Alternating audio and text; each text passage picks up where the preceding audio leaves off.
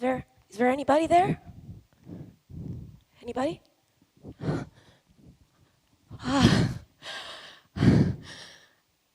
Have you ever been afraid of being alone? I am, all the time. I've always been a social animal. I had a wonderful childhood, full of love, until one specific moment. I was in the last year of my primary school, and I was very good at school, and I liked it a lot. But there was one other young girl who was jealous. And at a certain point, she turned all our friends against me. And I didn't understand what was going on. Why, at a certain point, the other children didn't like me anymore. So I was sad. I felt lonely. And I went to my mother and I told her, and she just moved me to another school, and there I met new friends who really welcomed me like a new family. But I was different. I couldn't trust people anymore. And I thought that if I became the best, people would have loved me. If I had charisma, I would have never been alone again. And so I became very competitive. And I focused very much on myself. But what happened is that later in life, I understood that many times this obsession of me of being competitive, of wanting to be the best, actually led me to be alone many times. Because there are some things in life that like face challenges, like achieve big results, like overcome real grief, real sorrow that you can't make on your own. Because to achieve these things, what you need is courage.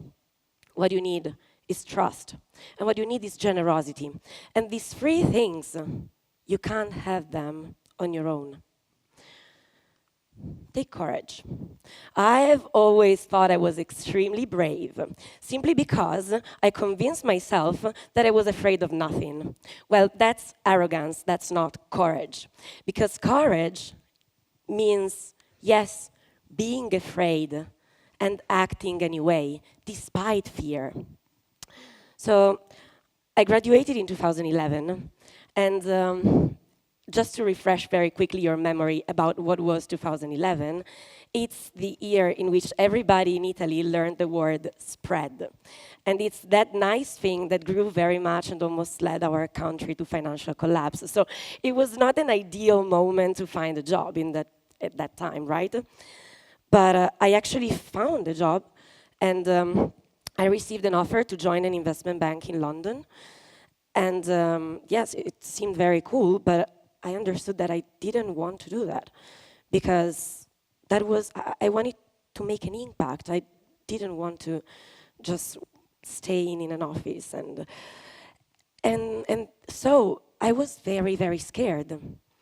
But I said no. And of course, I found the courage inside myself. But also, thanks to the people around me, my family, my friends, all the people around me, I found the courage to say no. And at that time, I was actually doing an internship that obviously it's an internship, so it's not really safe, but it was at a company, Boston Consulting Group, which is one of the top global consulting firms in the world. And so what I loved about that internship and why I said no to that job offer is that I was not working by myself. Typically in consulting, you have small teams of people who do major projects for companies to try to make them work better. And sometimes these companies really fuel the economy of entire regions.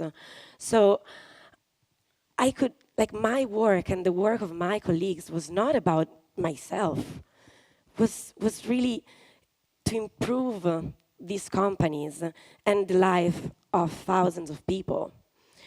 And yeah, obviously,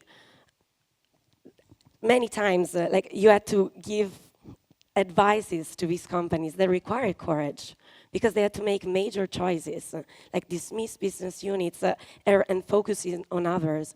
But we made it as a team together. And in 2012, I was selected to work on a pro bono project that BCG did for the Italian government, which was the first strategic plan to increase tourism in Italy. And obviously, as you remember, that was a very difficult time for our country. And really, I was not working for myself. It was about us. And the other thing is trust. Obviously, you need other people for trust. And a few months ago, we launched Opportunity Network, which is a platform where business leaders from all over the world can share and connect to business opportunities worldwide. But I'm not going to talk to you about Opportunity Network. I want to talk to you about doing business, especially in the very early stages. So sometimes, like, creating a company from scratch is literally transforming the impossible into the possible. Because no matter how fantastic is an idea, it can literally end tomorrow. You can run out of money, people might not buy your product, so risk is everywhere. And as you can imagine, I am very risk averse. For me, it's been always hard to trust people. So I am really risk averse. And despite this, I joined Opportunity Network in its very early stages. And I have never felt that I was afraid. I never felt risk. Why? Because of trust. So I knew the founder, who was a very good friend from BCG. And I understood that I could obviously trust him, but I could also trust the people who he trusted, because trust is contagious. And trust is really the power of us. So when I go to work, I don't think about myself, I don't think about risk. I go to work, I keep on doing, I keep on believing in us because of the people who work with me, because of the investors who believed in us, and because of our clients who need our product. And we have been able to transform something that 1 year ago was worth nothing into something that now is valued around 100 million. But it's not something that one person could have done by himself. It's the power of us that made us doing this. And the final thing is generosity. I've always thought I was extremely generous. I could allow people into my presence. What an honor. And yeah, of course, I lost people along the way, but I mean, they were losing something, not me. And but then something bigger happened. Something bigger, which is called death. And one day, death knocked at the doors of my family when my grandfather came back from the hospital with a cancer in his stomach, not curable, and 2 years more to live. And my grandfather, he used to be a politician. I think that many people thought that he was absolutely very respected and extremely generous, but they had no clue of who my grandfather was. He was also very arrogant. He always wanted to be right, and I loved this. We used to do many debates, and we argued all the time, but we loved this. And yet, I can tell you that my grandfather is the most generous man that I've ever met in my life. But people don't know what is the greatest act of generosity that he ever did. And it's what I'm telling you today. When he found out that he was dying, he let us forget that he was dying. And he transformed his disease, his cancer, into a gift, into 2 years to live in full. And some of my best memories with him, see the two of us talking about politics and books and my future, of me going to business school from a room in the hospital while he was taking chemotherapy. Every Thursday morning, for 3 hours, I could have him all for myself. None of the two of us would have looked at our phones. And there was one semester, I had classes on Thursday morning. And obviously, I wanted to skip them to be with him. And he got completely mad. He said, Enrica, that's your future. You're going to class. So he had quite a good character. And yes, we forgot that he was dying, to the point that 2 years passed, 2.5 years passed, and I graduated, and I went on vacation. And a couple of days later, my mother called me, saying, Grandpa is at the hospital. I was like, at the hospital? Did he start a new cycle? Enrica is going to wait for you. Wait for me for what? And they understood. And obviously I wanted to take the first flight and go back.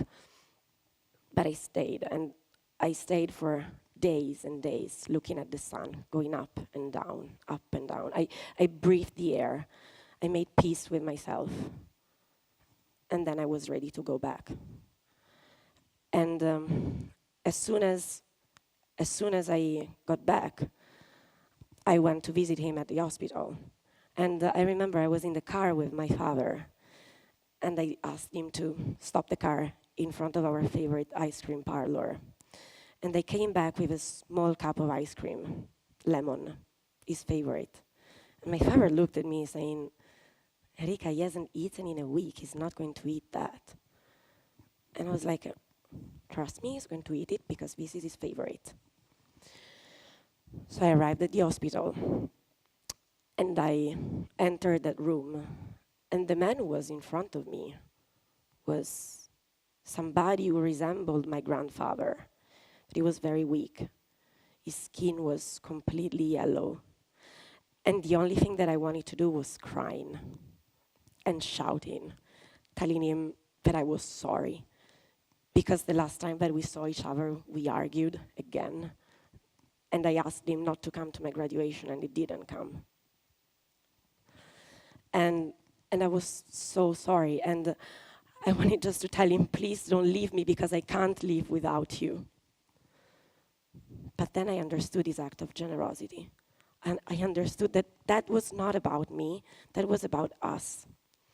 And he didn't want compassion, he wanted life. And I looked at his eyes, his beautiful, beautiful green eyes that were as alive and smiling as always. And before I could say a word, he looked at me and said, ciao, Kika, as he always did. And I kissed him on his cheek, as I always did. And I told him, I brought you ice cream, lemon, your favorite. And I fed him. And we talked about how great was Sardinia. He asked me if it was still as beautiful as we went together there in 2001, and we laughed, remembering how scared was Grandma of flying, and how we convinced her to go back there together. And I gave him one of these, the leaves from my laurel's crown of my graduation. And I knew that I didn't need to tell him that I was sorry for what happened between us, because love needs no apologies and no regrets. And he was so happy. And finally he asked me if I was going to business school. And yes, I was going, as we planned. And then the ice cream was over. And I kissed him and I left. And he died 2 days later. And that ice cream is the last thing that he ever ate. And I know that at that moment, thanks to his act of generosity and mine, I could let him go, because he would have gone nowhere. And he is here with me right now in front of you. And our our society sometimes is just so individualistic. We are so focused on running to the next meeting. We don't care about other people. We are afraid of sharing, of asking how other people feel. And my stories, I'm sure, are very similar to many of your stories. So you might say that you learned nothing from me today. But that's the entire point. My stories are not about me. They're about us. And the entire point is the fact of being here together today. And it took me a lot of courage to come here today to tell you something that for me is very personal. But I did it because of your act of generosity. We're here today listening to me. And I thank you for your generosity with my trust, because I know that you're going to take good care of my stories, because they're not about me, they're about us.